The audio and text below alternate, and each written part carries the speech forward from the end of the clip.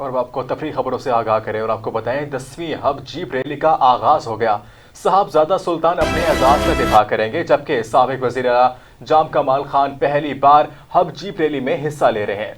मलिक मुल्क के नामवर रेसर्स मैदान में उतरेंगे। 60 से ज्यादा गाड़ियां और 70 के करीब बाइकर्स भी रेस में शामिल होंगे। रेस का ट्रैक 30 किलोमीटर पर मुश्तमिल है, जो बलखतीर रेतली पहाड़ों के दरमियान होता हुआ साहिल समंदर से गुजरता है।